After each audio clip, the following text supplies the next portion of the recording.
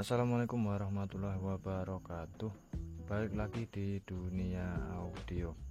Nah, kali ini saya ada amplifier baru lagi, yaitu HT22.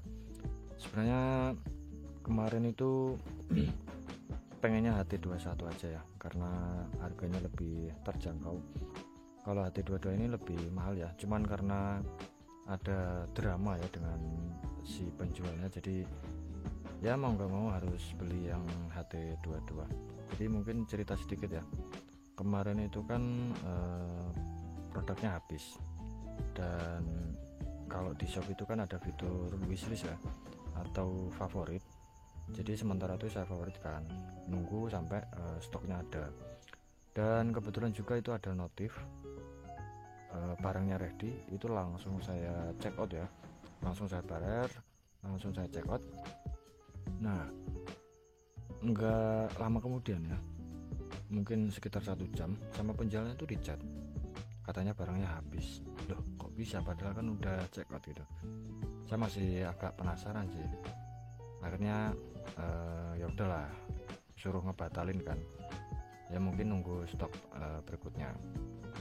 Selang beberapa waktu kemudian, ya nggak lama lah pokoknya, itu stoknya ada lagi.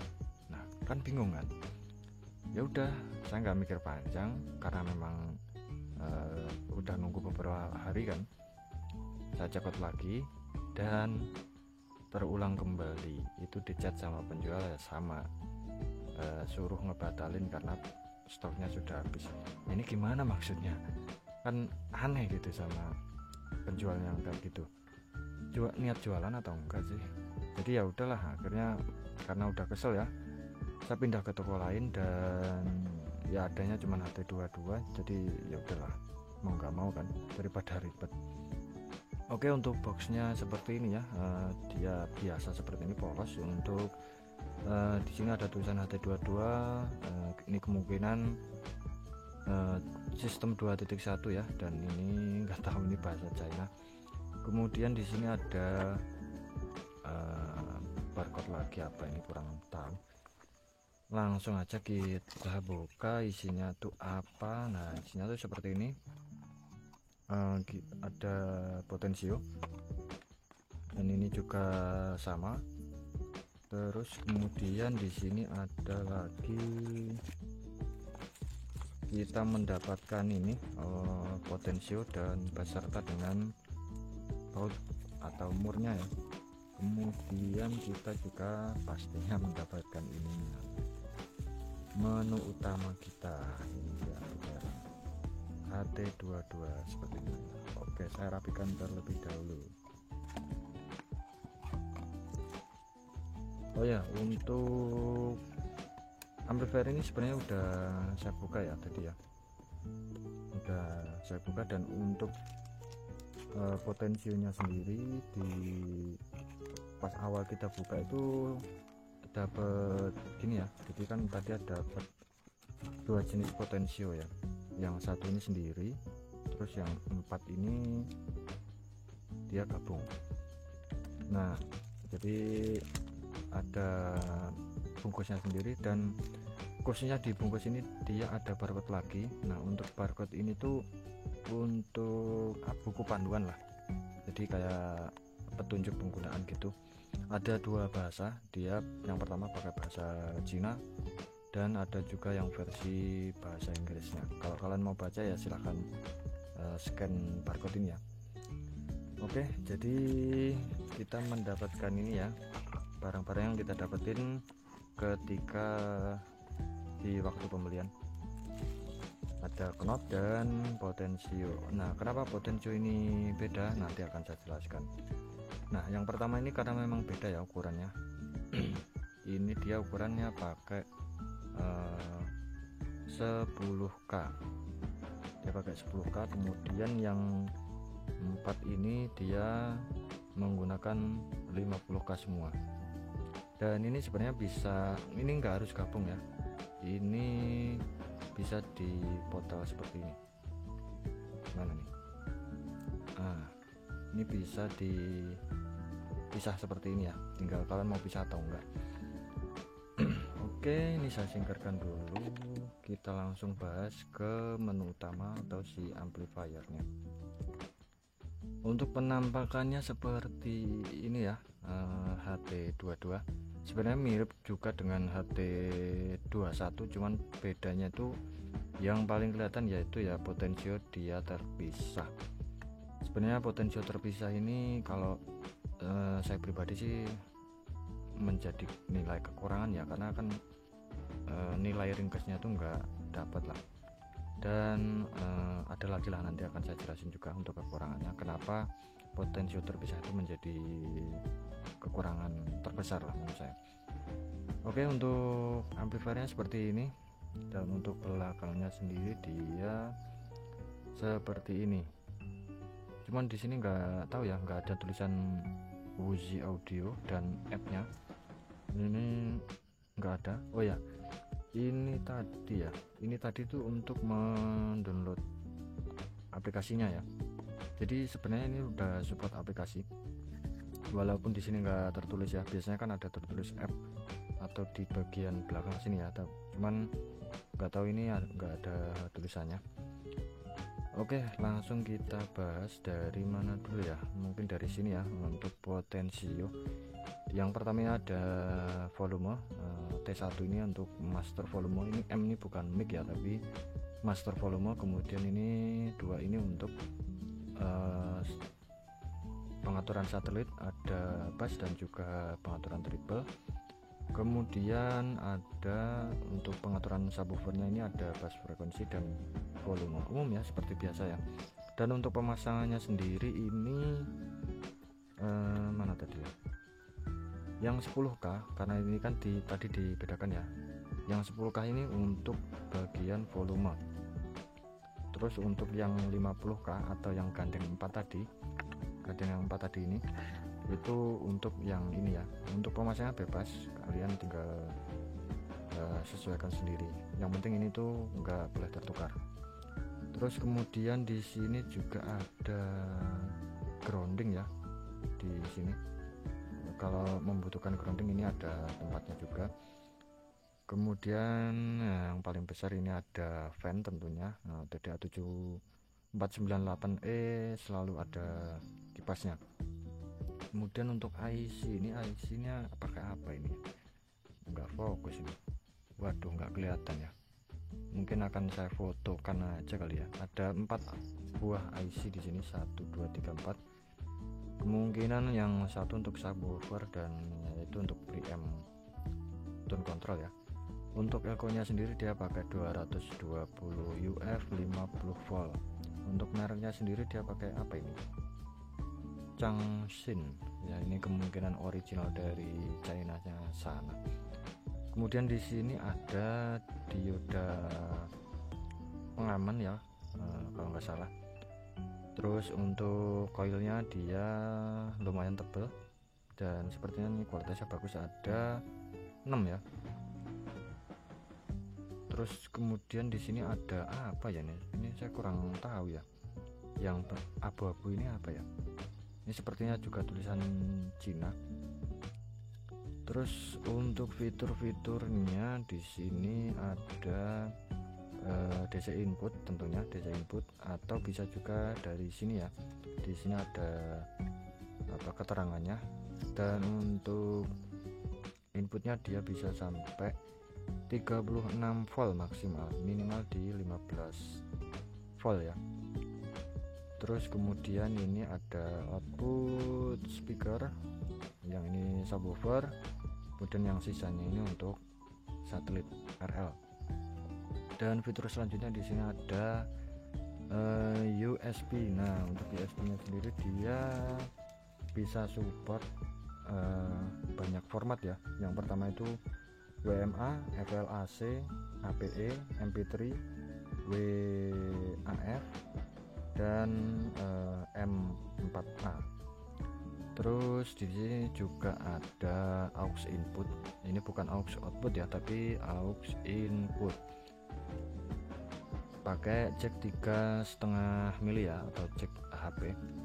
Kalau kalian mungkin nggak enak pakai ini atau mungkin mau pakai eksternal, ini bisa ditambahkan ya. Ini ada slot tambahan, dan juga sudah ada keterangannya L, ground, dan R. Ini ada tempatnya kalau kalian mau mungkin pakai jack lain ya. Terus kemudian nggak fokus. Di sini tentunya ada Bluetooth, antena Bluetooth, dan udah ada IC Bluetoothnya. Dia pakai CL ya, kurang terlalu terlihat ya. Ya pokoknya seperti itu untuk IC Bluetoothnya. Bagus, ini sepertinya kualitas bagus. Dan tentunya untuk Bluetoothnya sendiri di versi 5.1 itu udah sangat bagus ya menurut saya. Terus untuk jaraknya sendiri dia bisa sampai 10 meter. Kalau kalian merasa kurang jarak 10 meter, kalian bisa menambahkan antena Bluetooth ya, atau antena eksternal. Di sini juga sudah disediakan, ini ada tulisan antena. Kalau kalian mau menambahkan antena Bluetooth ya. Kemudian apalagi ini ya, udah ya, mungkin yang akan kita lihat untuk chipnya seperti apa. Harusnya memakai dual chip TDA 7498E, tapi sebelumnya di sini juga kasusnya sama ya seperti yang kemarin. Ini ada keterangan lagi, ini ada indikator power, ada LED ya. Kemudian di sini TWS, Bluetooth, dan juga AUX. Kemudian ada SW ini kemungkinan subwoofer ya. Nah ini yang di speknya tuh nggak tertulis sama sekali ya, seperti saya review kemarin TDA 7498E. Ini di keterangannya nggak ada, cuman apa ini tulisan doang di sini, di speknya nggak tertulis ya. Kemungkinan untuk AUX ini nggak tahu ya, ini AUX out atau AUX in. Kalau Bluetooth ini juga kurang tahu ini apa, SW ini juga kurang tahu. Tapi yang jelas ini ada dua indikator, TWS dan juga power. Ini untuk indikator nyala atau enggaknya ya. Kemudian untuk TWS ini maksudnya apa? TWS ini adalah untuk menyambungkan dua amplifier ini ya. Jadi misalkan kalian punya dua amplifier mau disambungin dengan Bluetooth ya, itu bisa. Nanti akan saya jelaskan untuk gimana caranya, atau sekarang aja ya untuk caranya. Nah sebentar, yang mana tadi ya. Nah ini untuk potensio master. Nah di sini bedanya kan dia pakai 10K dan dia multifungsi. Dia bisa diklik ya, kedengaran atau enggak ya. Nah dia bisa diklik. Nah ketika kalian mau menyambungkan atau memfungsikan TWS nya ini, itu kalian tinggal klik 3 kali dan dia secara otomatis akan pairing atau menyambungkan. Kemudian yang kalian tekan tadi, amplifier yang kalian tekan itu akan menjadi channel kiri. Kemudian yang satunya itu yang enggak kalian tekan akan otomatis menjadi channel kanan. Jadi itu fitur TWS yang enggak bisa didapatkan di HT21 kalau nggak salah. HT21 belum ada fiturnya. Terus kemudian sekalian ya, di sini kan ada di masing-masing potensio ini sebenarnya ada. Sebentar. Ini kan ada tulisan ground lagi. Nah ini termasuk kekurangan yang kedua nih, kenapa saya kurang suka dengan potensio yang terpisah seperti ini. Ini harus ada penambahan ground sendiri ya, jadi harus menyambungkan sebuah kabel, entah kalian mau solder di bagian bodinya atau gimana, pokoknya disambungkan kabel dan disambungkan ke bagian ground di sini ya. Terserah kalian mau masang groundnya di mana, pokoknya di masing-masing potensio itu ada semua. Itu untuk menghindari noise ya, atau dengung, yaitu gitu caranya. Itu kekurangan kenapa saya kurang suka dengan potensio yang terpisah. Karena kalau yang versi HT21 itu kan di bagian panel depannya di sini kan ada, kalau nggak salah terbuat dari PCB ya, dan itu sudah pasti nyambung untuk ground bodinya. Oke, tadi kita mau buka ini ya, untuk chipnya dia pakai berapa chip, sebentar.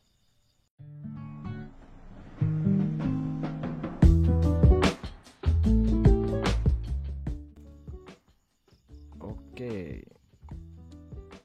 dia pakai dual chip ya, TDA7498E, dan dia juga sudah dikasih thermal paste ya, cuman saya nggak berani ngebersihin karena saya nggak punya thermal paste lagi, jadi ya udahlah ya, biarin. Itu juga dipastikan original tentunya. Oke, kita pasang lagi untuk fan-nya. Oke, sudah terpasang. Dan untuk kipasnya sendiri dia gimana ya, dibilang otomatis juga enggak sih. Kalau yang pernah saya tahu dari versi HT21 dia memang enggak otomatis ya untuk kipasnya sendiri, jadi manual muter terus.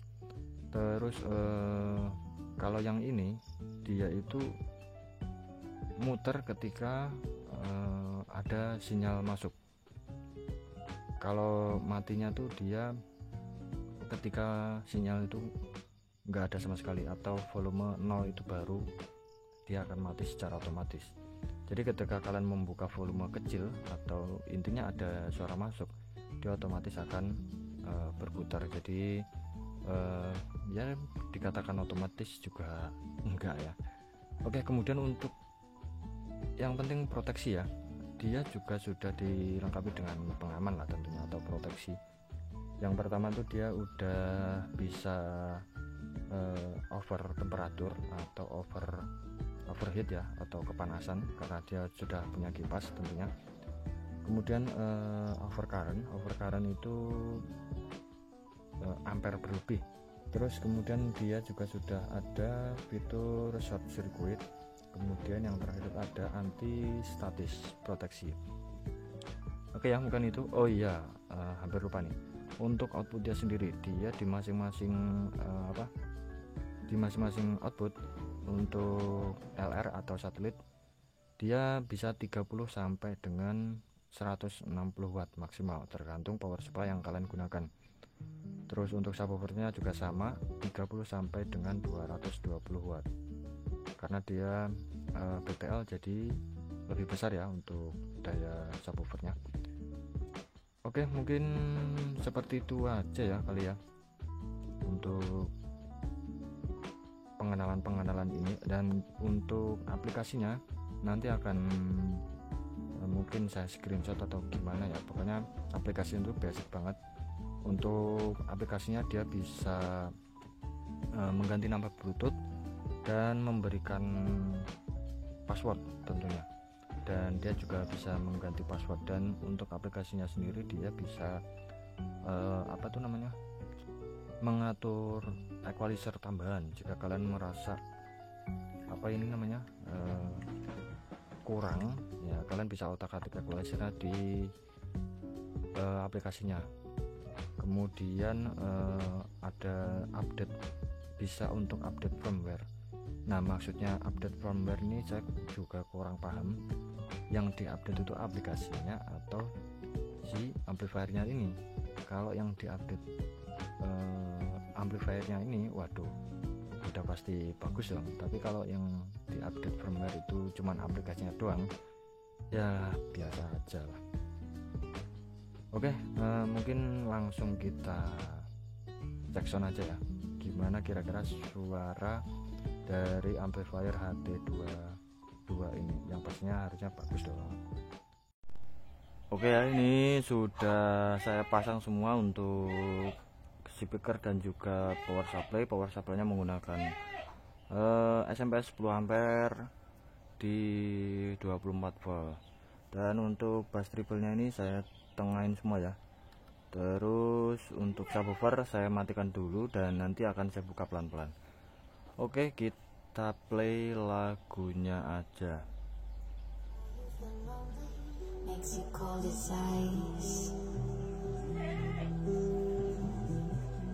harder get to know me, the better than the lies. No way I'd let you slip by. No way I'd let you say bye. You said there ain't no reason, but I sit here every day. Subwoofer masih belum on. Waiting for the moment I will feel like I should stay. No way Akan saya buka pelan-pelan untuk subwoofernya. say bye.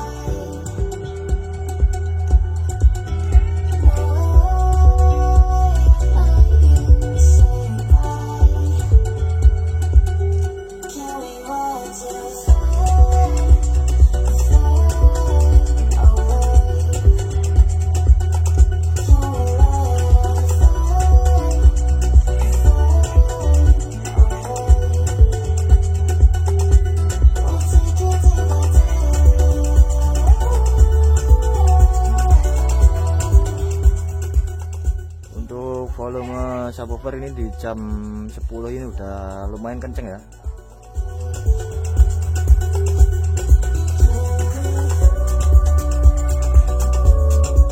Oh ya, sekalian ngetes untuk di bagian bass dan treble-nya ya.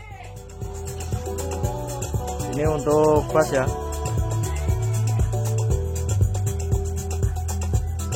Saya matikan untuk bass. Saya kembalikan ke tengah, dan ini untuk triple-nya saya matikan. Saya fullin.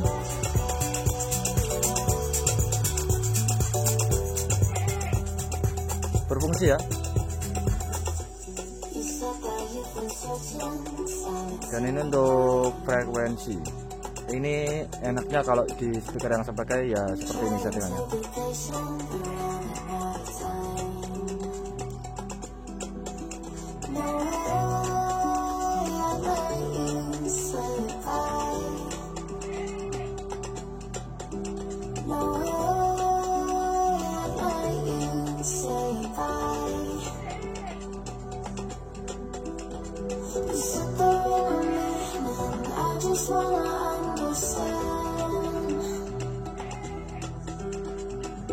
Saya tambah ya untuk bassnya biar lebih menggelegar.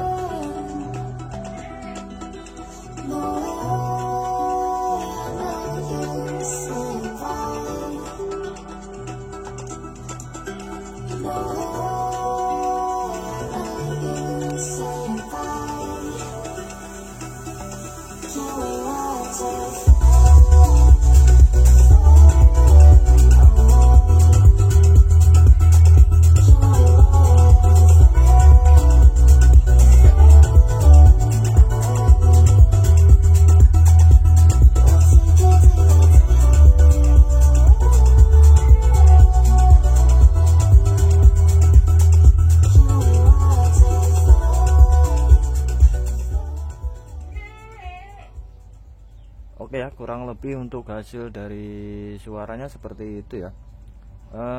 Mungkin langsung masuk ke kesimpulan aja ya. Jadi untuk amplifier ini untuk suaranya bagus ya, dari tingkat kecernian dan juga clarity, detail-detail juga lumayan oke. Terus kemudian untuk tendangan bassnya juga ini kenceng ya. Saya main di 4 ohm aja, volume segini udah lumayan bisa bikin berisik. Ya pokoknya kalau ini menggunakan power supply yang maksimal tentunya akan lebih powerful lagi ya. Oke, kemudian masuk ke kelebihannya dulu ya. Kelebihannya dulu dia ini tadi kan udah saya pasang ke panel ya, karena biar mudah aja untuk mengotak-atiknya. Kelebihannya untuk tone control yang terpisah ini dengan kabel seperti ini, dia pastinya jauh lebih fleksibel ya untuk penempatan. Contohnya seperti ini kalau mungkin kita pasangnya acak ya, misalkan yang 2 ini ditaruh di atas, ini bisa, pokoknya intinya fleksibel. Dan untuk kabelnya ini juga panjang ya, 30 cm kalau nggak salah, 20 atau 30 cm gitu, jadi fleksibel. Cuman kekurangannya dari segi amplifiernya itu nggak ringkas, jadi kita membutuhkan box sendiri. Beda dengan HT21 itu yang udah include dengan casing ya, jadi misalkan nggak dipakein box pun udah oke. Terus kemudian kelebihannya dia sudah support aplikasi ya tentunya, cuman nggak saya bahas lah karena apa ya, untuk dari aplikasinya sendiri itu nggak ada yang spesial lah. Kita cuman bisa ngatur equalizer, dan equalizernya pun untuk apa ya, pengaruhnya tuh nggak sebesar itu. Jadi kayak cuman kita mau memilih inputnya itu dari Bluetooth, aux atau dari USB, udah gitu aja sih, mungkin yang gampangnya gitu aja. Terus selain aplikasi, dia juga sudah support TWS ya tentunya. Nah ini menjadi salah satu kelebihan yang terbesar ya dari amplifier ini di kelasnya, karena yaitu sudah bisa support TWS. Nah TWS itu apa bang? TWS itu menyambungkan dua amplifier yang sama dalam satu koneksi ya, atau dalam satu Bluetooth gitu. Cuman kali ini saya nggak bisa mempraktekannya karena cuman ada satu ampli. Kalaupun ada dua itu bisa dipraktekkan ya. Itu menjadi kelebihan yang besar juga. Terus kemudian apalagi ya, oh ya, kekurangan dari sistem seperti ini ya, maksudnya dengan pakai kabel atau ya pokoknya gini lah, pakai kabel seperti ini itu minusnya jadi timbul apa namanya, noise, bukan noise, dengung. Nah ini ada ya, cuman mungkin nggak kedengaran atau enggak, tapi ada apa, dengung ya, khususnya di bagian subwoofer itu yang paling kencang dengungnya. Itu karena di potensio itu belum ada groundingnya. Jadi tadi kan di potensio, nanti saya lihatkan ya, pokoknya di potensio sini untuk bodinya itu disambung semua ya menggunakan kabel atau kawat gitu. Semua potensio itu dikasih grounding. Terus di bagian sana itu ada GND, itu disambung ke situ untuk menghindari dengungnya. Yaitu menjadi kekurangan juga kenapa saya kurang suka sistem pakai kabel, lebih ringkas yang HT21. Oke, mungkin gitu aja ya untuk review kali ini, amplifier HT22. Pokoknya bagus, cuman kelebihan dan kekurangannya kalian sendiri yang bisa menyimpulkan apakah ini cocok buat kalian atau enggak. Terima kasih sudah menonton. Wassalamualaikum warahmatullahi wabarakatuh.